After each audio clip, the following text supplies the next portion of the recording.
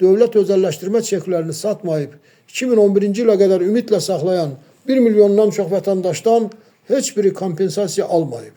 Bu fakt özü kütləvi hüquq pozuntusu və qanunvericiliyin pozulmasının, kobud şəkildə pozulmasının təsdiq edir. Bu mümkün deyil ki, dövlət özəlləşdirmə çekləri cənab prezidentin fərmanına uyğun olaraq cavabdeh idarə, əmlak məsələləri dövlət xidməti tərəfindən qanunvericiliklə nəzərdə tutulan qaydada dövriyyədən çıxarılsın və bundan həmin çekləri ümidlə saxlayan 1 milyondan çox vətəndaşdan birinin belə xəbəri olmasın. Bütün bunlar onu göstərir ki, həmin çeklər dövriyyədən çıxarılmayıb və onlarla bağlı 1 illik iddia müddəti işləməyə başlamayıb. 3.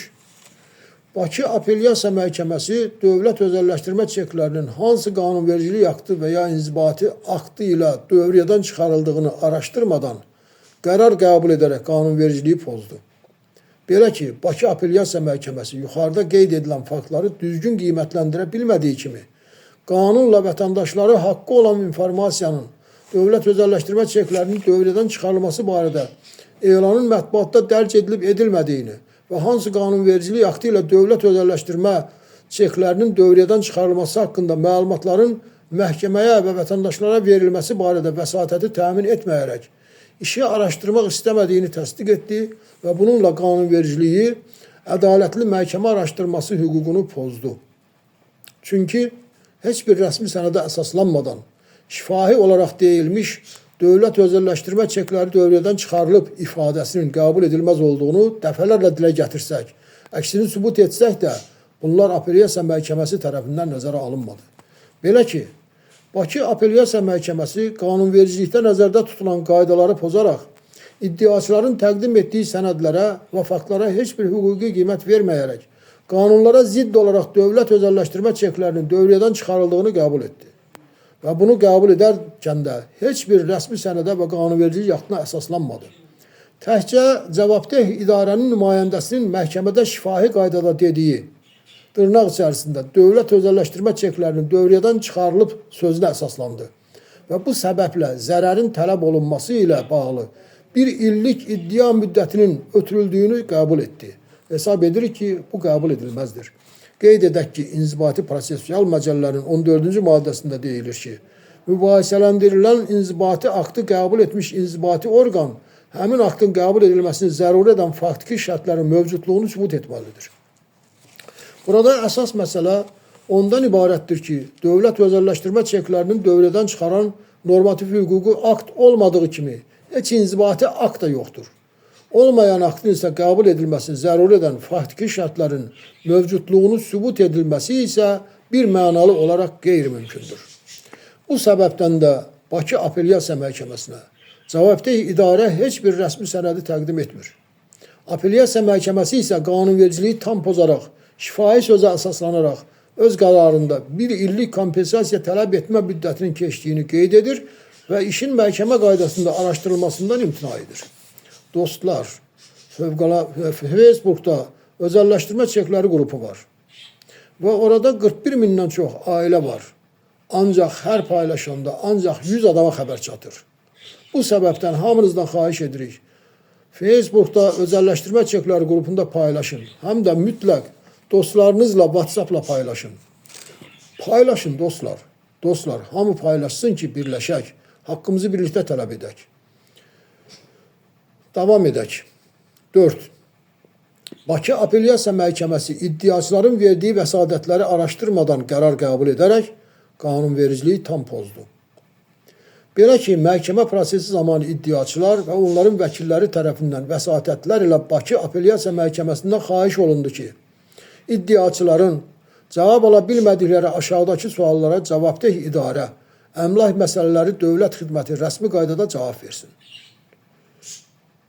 Birinci sual. Prezidentin fərmanı ilə dövlət özəlləşdirmə çeklərinin 1 yanvar 2011-ci ildə tədavül və tədiyyə vasitəsi kimi istifadəsi başa çatmasına baxmayaraq, onlar hələ də dövlət qiymətli kağızı olaraq qanunvericiliklə dövriyyədədirmi? İkinci sual.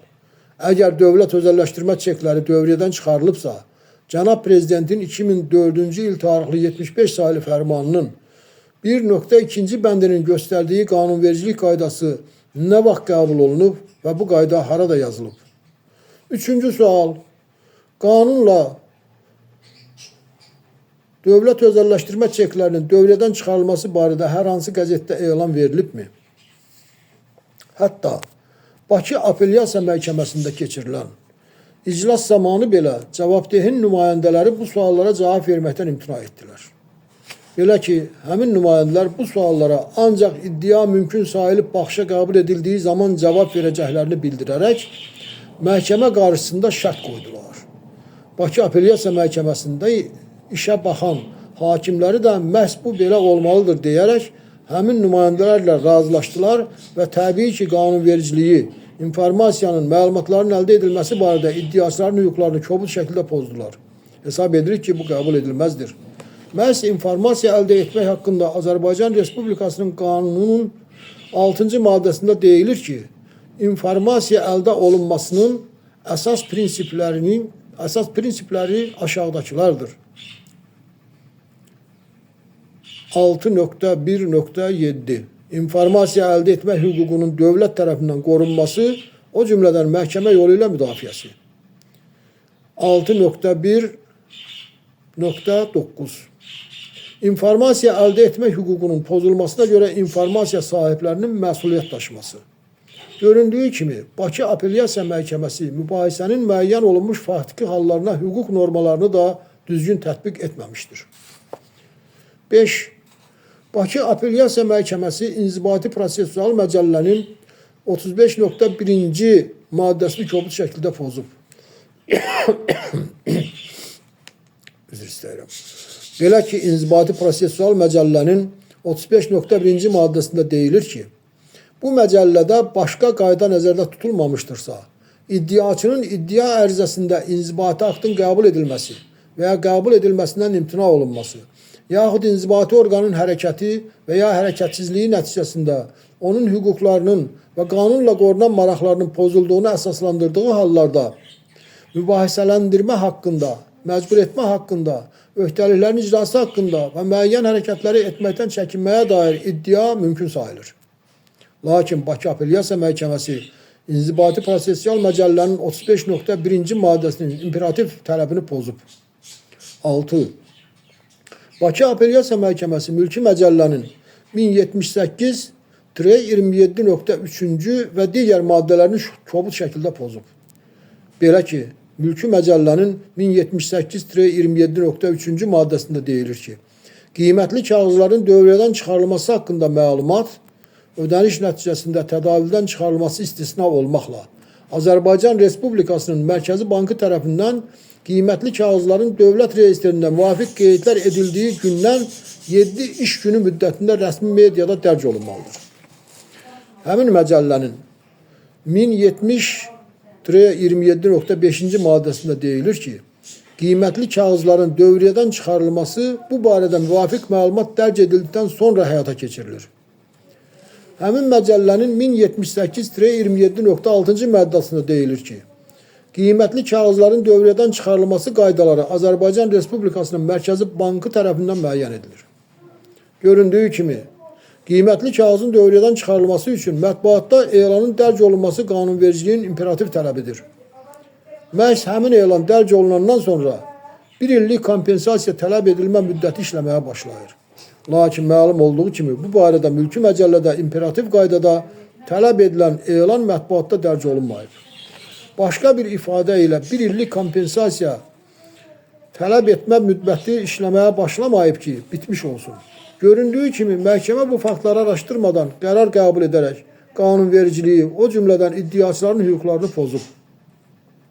Əgər dövlət özəlləşdirmə çekləri mülki məcəllə ilə nəzərdə tutulan qaydada dövrədən çıxarılmayıbsa və dövrədən çıxarılması barədə 8 fevral 2004-cü il tarixində Ədliyyə Nazirliyinin mətbuata verdiyi məlumatda deyildiyi kimi, heç bir qanunvericilik aktı mövcud deyilsə, demək ki, kompensasiya tələb etmə hüququ üzrə 1 illik iddia müddətinin keçdiyinin qəbul olması qanunvericiliyə tam ziddir. Dostlar, Facebook'da özəlləşdirmə çekləri qrupu var. Bu arada 41 mindən çox ailə var. Ancaq hər paylaşanda ancaq 100 adama xəbər çatır. Bu səbəbdən hamınızdan xahiş edirik. Facebook'ta özelleştirme çekleri grubunda paylaşın. Hem de mütləq dostlarınızla WhatsApp'ta paylaşın.